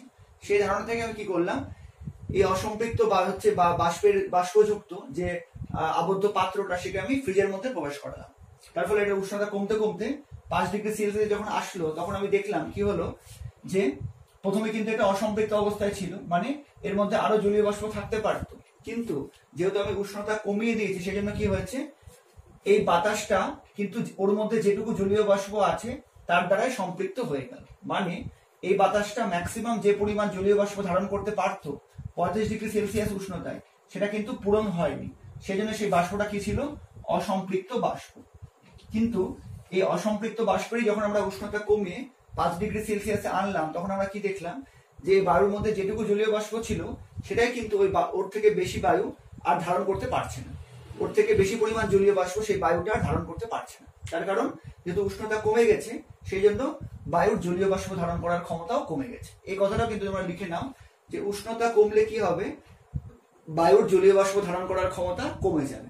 তাই আমি যখন উষ্ণতা কমালাম তখন কি হলো, যে বায়ুটা আগে বেশি পরিমাণ জলীয় বাষ্প ধারণ করতে পারতো, এখন উষ্ণতা অনেকটা কমিয়ে দেওয়ার ফলে কি হয়েছে, সেই বায়ুটাই কিন্তু জলীয় বাষ্প ধারণ করার ক্ষমতা কমে গেছে। তার ফলে এই বায়ুর মধ্যে যেটুকু জলীয় বাষ্প ছিল সেটাই কিন্তু ওর থেকে বেশি আলো ধারণ করতে পারছে না, মানে ওটাই ওর জন্য ম্যাক্সিমাম হয়ে গেছে। তাই বলছি যে 5 ডিগ্রি সেলসিয়াস আলে দেখা যাবে এই বায়ুটা কিন্তু এর মধ্যে উপস্থিত জলীয় বাষ্প দ্বারা কি হয়ে গেছে, সম্পৃক্ত হয়ে গেছে। ঠিক আছে, এবার যে উষ্ণতায় সম্পৃক্ত হলো সেটাই কিন্তু হচ্ছে শিশিরাঙ্ক।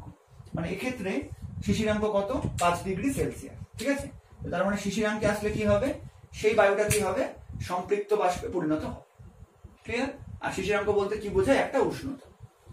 ঠিক আছে, তো এবার এখানে ধরো যে প্রথমে উষ্ণতা ছিল 35 ডিগ্রি সেলসিয়াস, তখন বায়ুটা ছিল অসম্পৃক্ত, তখন শিশিরাঙ্কে পৌঁছয়নি। কিন্তু শিশিরাঙ্ক 5 ডিগ্রি সেলসিয়াস মানেই হচ্ছে যখন 35 ডিগ্রি থেকে 5 ডিগ্রি সেলসিয়াসে পৌঁছবে তখন কিন্তু ওই বায়ুর মধ্যে সর্বোচ্চ পরিমাণ জলীয় বাষ্প উপস্থিত থাকবে। এবার এখান থেকে কিন্তু আমাদের নেক্সট কনসেপ্ট চলে আসছে শিশির। ঠিক আছে, শিশিরাঙ্ক থেকে কিন্তু আমাদের নেক্সট কনসেপ্ট চলে আসছে শিশির বা হচ্ছে ডিউ। এবার শিশির কখন কিভাবে সৃষ্টি হবে, যখন বায়ুর উষ্ণতা শিশিরাঙ্কের উষ্ণতায় পৌঁছে যাবে তখন কি হবে, ওই বায়ুর মধ্যে সর্বোচ্চ যে পরিমাণ জলীয় বাষ্প থাকতে পারে সেটা কমপ্লিট হয়ে যাবে। এবার যদি কোনো বায়ুর মধ্যে সর্বোচ্চ পরিমাণ জলীয় বাষ্প কমপ্লিট হয়ে যায়, বা যদি সেই বায়ুটা জলীয় বাষ্প দ্বারা সম্পৃক্ত হয়ে যায়, তখন কি হবে ভাবো। যেমন ভাবো এটা হচ্ছে কোনো একটা অংশে বায়ু আছে, তো প্রথমে এটা অসম্পৃক্ত অবস্থায় ছিল, এবার উষ্ণতা অনেকটা কমে যাওয়ার ফলে বা উষ্ণতা যখন শিশিরাঙ্কের নিচের উষ্ণতায় চলে এসছে, তখন কি হবে, ওই পরিমাণ জলীয় বাষ্প দ্বারাই কিন্তু এই বায়ুটা সম্পৃক্ত হয়ে গেছে। মানে ওই পরিমাণ বায়ু ম্যাক্সিমাম যতটা জলীয় বাষ্প ধারণ করতে পারে সেই ক্ষমতা পূরণ হয়ে গেছে। কখন আসলে, শিশিরাঙ্কের উষ্ণতায় আসলে। তার মানে যখন বায়ুটা সম্পৃক্ত হয়ে যাবে জলীয় বাষ্প দ্বারা, তার থেকে বেশি হচ্ছে জলীয় বাষ্প কিন্তু আর ধরে রাখতে পারবে না। তো তখন কি ঘটনা ঘটবে, তখন কিন্তু যেহেতু বায়ুর জলীয় বাষ্প ধারণ করার ক্ষমতা ম্যাক্সিমাম অবস্থায় পৌঁছে গেছে, তখন সেই জলীয় বাষ্পগুলো কি হবে, অভিকর্ষের প্রভাবে কি হবে, নিচের দিকে নেমে যাবে। ঠিক আছে, অভিকর্ষের প্রভাবে নিচের দিকে নামতে থাকবে এবং ভারী হয়ে নিচের দিকে নামতে থাকবে। তার কারণ যে বায়ুর মধ্যে এতক্ষণ হচ্ছে জলীয় বাষ্পগুলো ভেসে বেড়াচ্ছিল, যেহেতু বায়ুর উষ্ণতা শিশিরাঙ্কের কম উষ্ণতায় চলে এসেছে, সেই জন্য সেই জলীয় বাষ্পগুলোই কিন্তু এখন হচ্ছে বায়ু আর ধরে রাখতে পারছে না। তার ফলে সেগুলো কি হবে, অভিকর্ষের প্রভাবে নিচে নেমে যাবে এবং নিচের ঘাস বা হচ্ছে যেগুলো ছোট গাছ, সেখানে হচ্ছে কি হবে, হচ্ছে বিন্দু বিন্দু জলকণার আকারে জমা হবে। এই জলকণাগুলোকে আমরা কি বলি, হচ্ছে শিশির। বোঝা গেছে শিশির কি? তো তার মানে তোমাকে যদি হচ্ছে শিশির কি এটা যদি বলতে হয়, তাহলে কিন্তু তোমাকে পুরো বিষয়টা বুঝিয়ে বলতে হবে। যে শিশিরের সংজ্ঞা আমি লিখছি না, আমি শুধু বলে দিচ্ছি, কারণ অনেক বড় হবে এটা, এটা কিন্তু বড় করেই তোমাকে বলতে হবে। তো কি বলবে আমি জিনিসটা বলে দিচ্ছি। শিশিরের সংজ্ঞা বা শিশির কাকে বলে বললে আমি কি বলবো, যে সাধারণ অবস্থায় বায়ু জলীয় বাষ্প দ্বারা অসম্পৃক্ত অবস্থায় থাকে। এবার সে বায়ুর উষ্ণতা কমতে কমতে যদি শিশিরাঙ্কের কম উষ্ণতায় চলে আসে, তখন দেখা যায় ওই বায়ুতে যে পরিমাণ জলীয় বাষ্প উপস্থিত ছিল তার দ্বারাই বায়ুটা সম্পৃক্ত হয়ে গেছে। এবার বায়ু যদি জলীয় বাষ্প দ্বারা সম্পৃক্ত হয়ে যায়, তাহলে কিন্তু বায়ুর জলীয় বাষ্প ধারণ করার ক্ষমতা সর্বোচ্চ অবস্থায় পৌঁছে যাবে। তখন সেই জলীয় বাষ্পগুলো কি হবে, অভিকর্ষের প্রভাবে নিচে বিন্দু বিন্দু জলকণার আকারে কি হবে, নিজের হচ্ছে ঘাস বা ছোট ছোট গাছে জমা হবে বা ছোট ছোট গাছে আশ্রয় নেবে, মানে বিন্দু বিন্দু জলকণার আকারে জমা হবে। এই জলবিন্দু গুলোকেই আমরা কি বলি, শিশির বলি। ঠিক আছে, এই জলবিন্দু গুলোকে আমরা কি বলি, শিশির বলি। তার ফলে এখান থেকে তোমাকে প্রশ্ন করতে পারবে যে হচ্ছে শিশির পড়ার কখন শিশির পড়ে না। ঠিক আছে, কখন শিশির পড়বে না বা শিশির না পড়ার শর্ত কি, তাহলে কি বলবো উত্তরটা, যে যখন বায়ুর উষ্ণতা, উত্তরটা কি বলবো, বায়ুর উষ্ণতা শিশিরাঙ্কের, বায়ুর উষ্ণতা শিশিরাঙ্কের বেশি হলে কি হবে, শিশির পড়বে না। ক্লিয়ার? তারপরে শিশির পড়ার প্রধান শর্ত কি হচ্ছে, যে অবশ্যই বায়ু উষ্ণতা শিশিরাঙ্কের নিচে আসতে হবে। বায়ু উষ্ণতা শিশিরাঙ্কের বেশি হলে শিশির পড়ে না। ঠিক আছে? এবার যদি বলে যে শিশির কখন পড়বে, তাহলে কি বলবো, যে যখন বায়ু উষ্ণতা শিশিরাঙ্কের নিচে আসবে তখনই শিশির পড়বে। এবার খুব হচ্ছে ভাইটাল প্রশ্ন, যে সন্ধেবেলা শিশির পড়ে না কেন? ঠিক আছে, সন্ধেবেলা শিশির পড়ে না কেন? প্রশ্নটা তোমরা লিখে না, আমি উত্তরটা বলে দিচ্ছি, পরে না হয় আমি হোয়াটসঅ্যাপ গ্রুপে পাঠিয়ে দেবো। ঠিক আছে, সন্ধ্যাবেলায় শিশির পড়ে না কেন, এটা আমরা সবাই জানি, সন্ধেবেলায় শিশির পড়ে না কেন। আচ্ছা, এই প্রসঙ্গে আর একটা প্রশ্ন বলে রাখি, যে গ্রীষ্মকালে বা অন্য সময় শিশির পড়ে না কেন, শীতকালেই কেন শিশির পড়ে? তার কারণ শিশির পড়ার প্রধান শর্ত কি, অবশ্যই বায়ুর উষ্ণতা শিশিরাঙ্কের নিচের উষ্ণতায় আসতে হবে। এবার গরমকালে বা বর্ষাকালে বা শীতকাল ছাড়া অন্য যে কোনো সময় যেহেতু বায়ুর উষ্ণতা বেশি থাকে বা পরিবেশের উষ্ণতা বেশি থাকে, সেই জন্য সবসময় বায়ু কিন্তু অসম্পৃক্ত অবস্থায় থাকে। তার ফলে বায়ুর উষ্ণতা কিন্তু শিশিরাঙ্কের নিচে আসে না, সেই জন্য শীতকাল ছাড়া অন্য কোনো সময় শিশির পড়ে না। আচ্ছা, এবার শীতকালেও কি দুপুরবেলা বা সন্ধ্যাবেলা শিশির পড়ে? উত্তর হচ্ছে না। তো কেন সন্ধ্যাবেলা শিশির পড়ে না? দেখো, শিশির পড়ার জন্য কি হতে হবে, বায়ু উষ্ণতা শিশিরাঙ্কের নিচে আসতে হবে, তাহলে শিশির পড়বে। ঠিক আছে, সেটা শীতকাল হোক বা অন্য যখনই হোক, বায়ু উষ্ণতা শিশিরাঙ্কের নিচে আসতে হবে। এবার বলো, যেটা আমি একটু আগে ব্যাখ্যা করছিলাম, যে শীতকালে কি হচ্ছে, উষ্ণতা কম থাকে, তো শীতকালে সেই জন্য শিশির পড়ার সম্ভাবনা তৈরি হয়। কিন্তু শীতকালে সবসময় কি শিশির পড়বে বা সন্ধ্যাবেলায় কি শিশির পড়বে? উত্তর হচ্ছে না। তার কারণ ধরো কোনো একটা শীতের দিনের কথা ভাবো, যে সকাল থেকে সূর্য ওঠার পর থেকে কিন্তু সন্ধে পর্যন্ত সূর্যের তাপ পৃথিবীতে এসে পৌঁছচ্ছে, এবং সূর্য কি তাপ করছে, সেই তাপটাকে বিকিরিত করছে, তাই তো?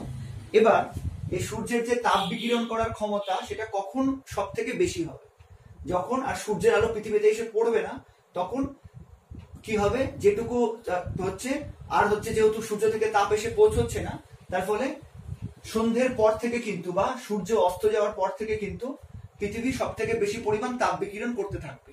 সারাদিনেও কিন্তু তাপ বিকিরণ করছে, কিন্তু সারাদিনে যেহেতু সূর্য থেকে তাপ এসে পৌঁছচ্ছে পৃথিবীতে, তো সেই জন্য পৃথিবী তাপ গ্রহণ করছে বা বায়ুমণ্ডল তাপ গ্রহণ করছে, আবার তাপ বিকিরণও করছে, সেই জন্য সম্পূর্ণ তাপ কিন্তু বিকিরিত হতে পারছে না, সেই জন্য কিন্তু উষ্ণতা শিশিরাঙ্কের নিচে নামতে পারছে না। এবার যখন সূর্য অস্ত চলে যাবে সন্ধ্যাবেলা, তখন কিন্তু বায়ুমণ্ডল সব থেকে বেশি পরিমাণ তাপ বিকিরণ করতে পারে। তার কারণ সেই সময় আর কোনো তাপ পৃথিবীতে এসে পৌঁছচ্ছে না, তার মানে যেটুকু তাপ পৃথিবীতে ছিল তার সবটাই আস্তে আস্তে বিকিরিত হচ্ছে।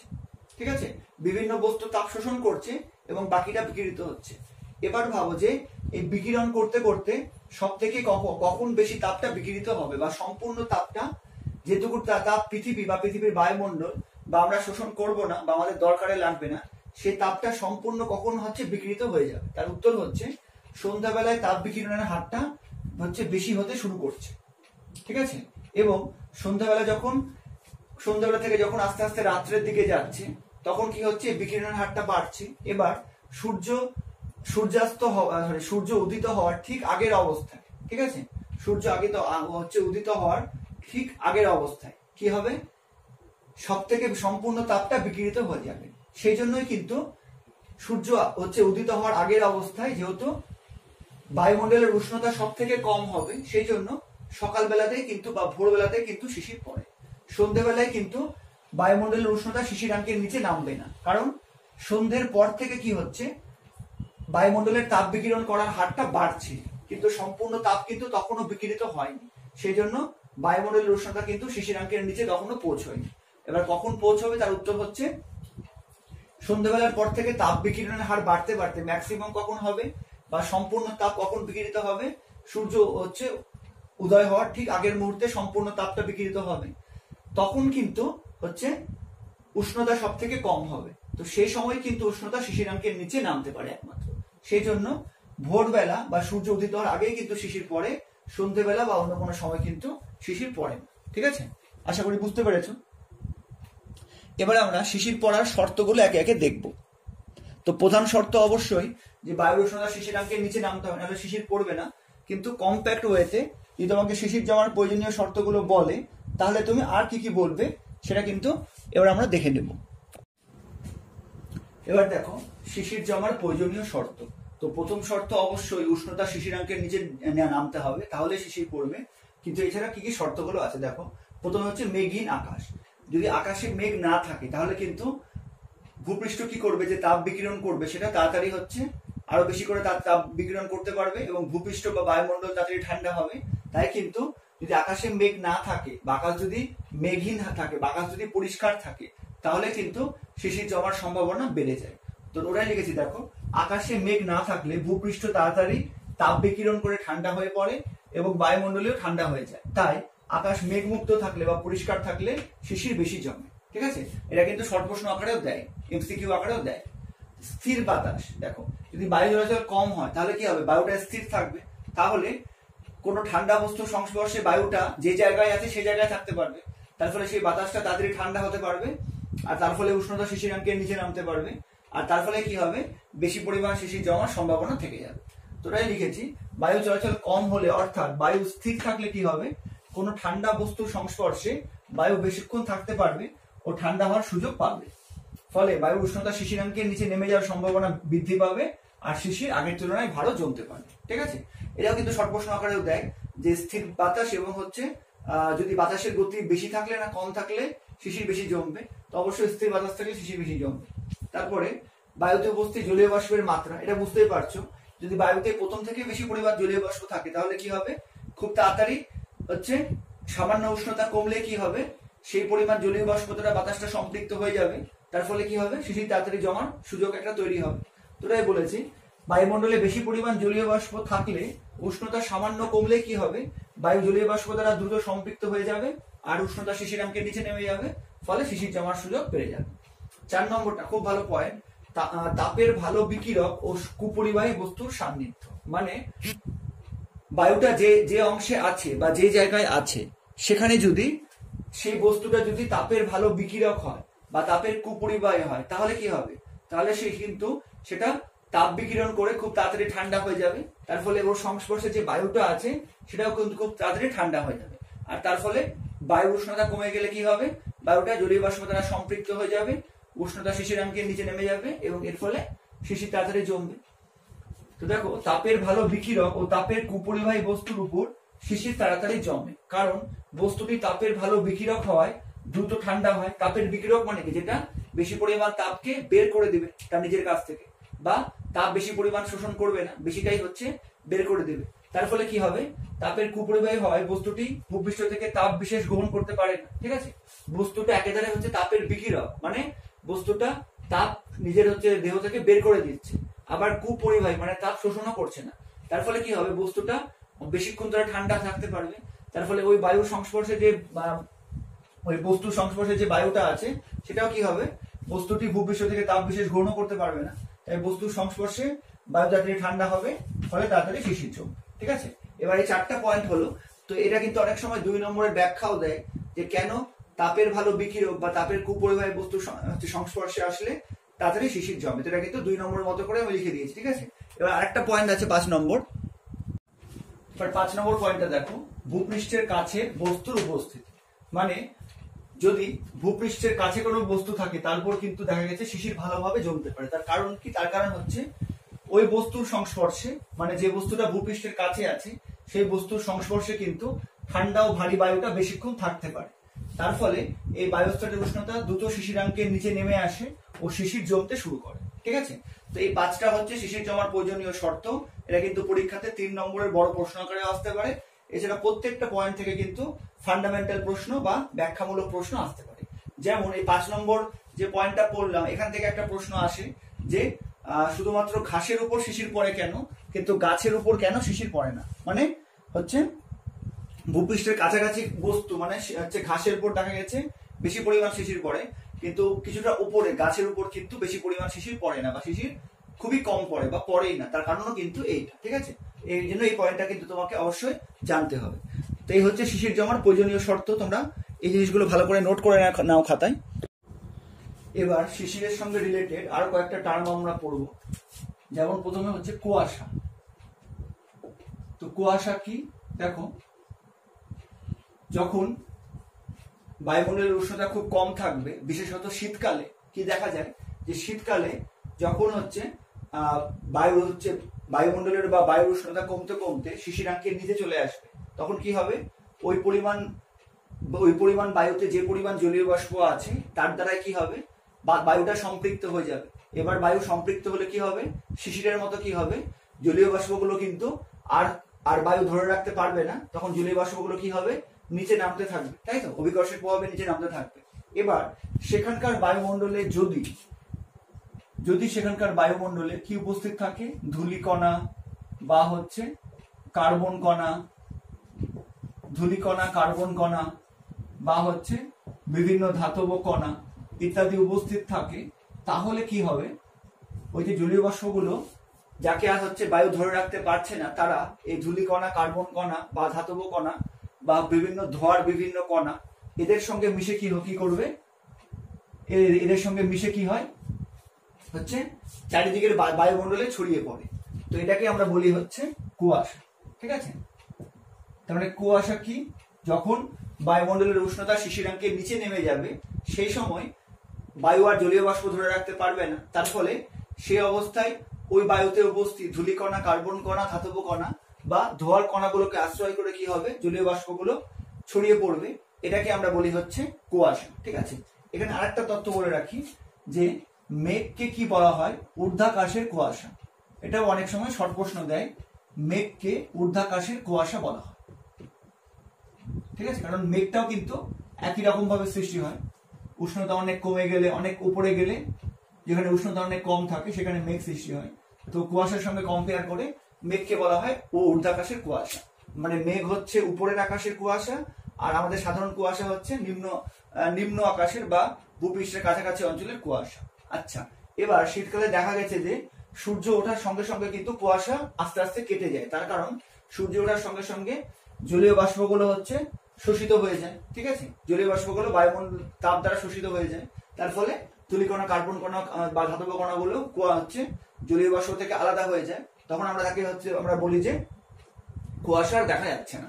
আচ্ছা, এবার এখান থেকে একটা প্রশ্ন দেয় যে শহরাঞ্চল এবং গ্রামাঞ্চলে কোথায় হচ্ছে কুয়াশা বেশি দেখা যাবে। তো দেখো, কুয়াশা জমার জন্য প্রয়োজনীয় শর্ত কি, জলীয় বাষ্পের সঙ্গে ধূলিকণা, কার্বন কণা, ধাতব কণা মানে দূষণ। তো এই ধূলিকণা, কার্বন কণা, ধাতব কণা বা দূষণ কোথায় বেশি দেখা যাবে, শহরাঞ্চলে না গ্রামাঞ্চলে? তো শহরাঞ্চলে কিন্তু দূষণের পরিমাণ বেশি, সেই জন্য গ্রামাঞ্চলের তুলনায় শহরাঞ্চলে কিন্তু কুয়াশার পরিমাণ বেশি বা কুয়াশা বেশি দেখা যায়। এটাও কিন্তু শর্ট প্রশ্ন দেয়, আবার হচ্ছে 2 নম্বরের ব্যাখ্যামূলক প্রশ্ন দেয়। ঠিক আছে, শহরাঞ্চলে কুয়াশা বেশি দেখা যায়, তার কারণ হচ্ছে শহরাঞ্চলে ধূলিকণা, কার্বন কণা, ধাতব কণা ইত্যাদি হচ্ছে দূষণের আকারে বায়ুমণ্ডলে ছড়িয়ে থাকে, সেই জন্য হচ্ছে জলীয় বাষ্পগুলো এদেরকে আশ্রয় করে সহজে কুয়াশা জমা হতে পারে। ঠিক আছে, এবার কুয়াশার সঙ্গে রিলেটেড আরো দুটো টার্ম আমরা পড়বো। একটা হচ্ছে যে ধোঁয়াশা। ঠিক আছে, ধোঁয়াশা। তো ধোঁয়াশা কি, দেখা গেছে যে বড় বড় শিল্পাঞ্চলে, মানে যেখানে খুব বেশি পরিমাণে শিল্প আছে, বড় বড় শিল্পাঞ্চলে এবং কি হয় শহরাঞ্চলে। ঠিক আছে, বড় বড় শিল্পাঞ্চলে এবং হচ্ছে শহরাঞ্চলে সেখানে কি হয়, সেখানে কিন্তু দূষণের পরিমাণ অনেক বেশি থাকে।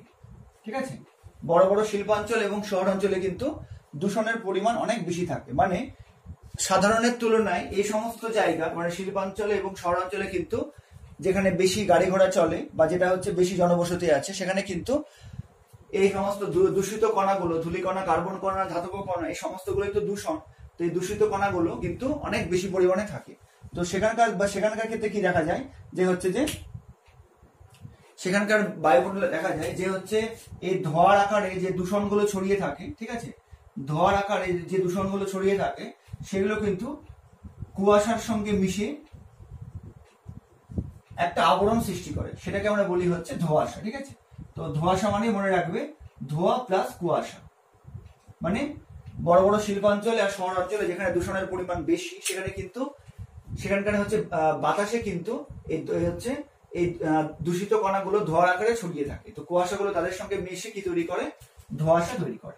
ঠিক আছে, এবার যদি বায়ু প্রবাহ স্থির থাকে, ঠিক আছে, এটা আরেকটা টার্ম পড়ছে কুহেলিকা। ঠিক আছে, কুহেলিকা জিনিসটা কি? কুহেলিকা কিন্তু ধোঁয়াশারই আরেকটা হচ্ছে এক্সটেন্ডেড ভার্সন। তো কুহেলিকা কি?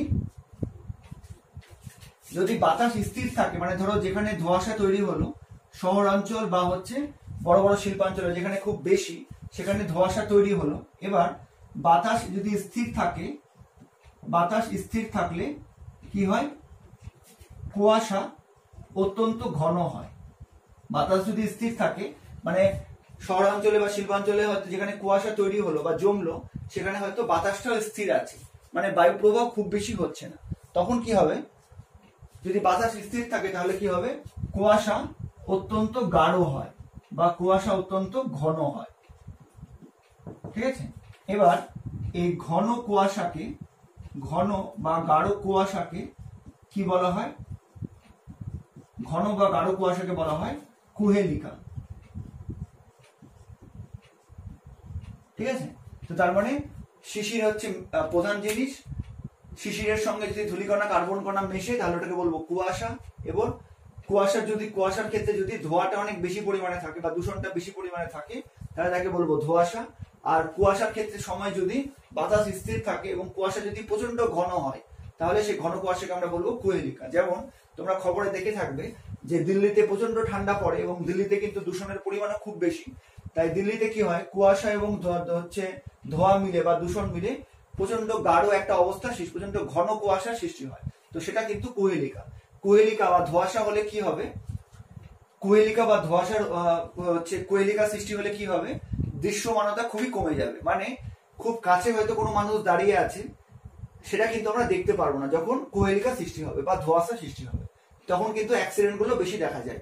এই জন্য কিন্তু শীতকালে তোমার দেখবে ট্রেন অ্যাক্সিডেন্ট বা গাড়ি অ্যাক্সিডেন্ট গুলো বেশি দেখা যায় শহরাঞ্চলে, কারণ সেখানে ধোঁয়াশা বা কুহেলিকার জন্য এত ঘন আস্তরণ ছেয়ে থাকে কুয়াশার যে দৃশ্যমানতা খুবই কমে যায়। মানে খুব কাছ থেকেও কিন্তু প্রায় কিছুই দেখা যায় না বা বোঝা যায় না, সেই জন্য অ্যাক্সিডেন্ট গুলো কিন্তু বেশি হয়। ঠিক আছে, তো এই ছিল হচ্ছে কুয়াশা সম্পর্কিত বিভিন্ন বিষয়গুলো।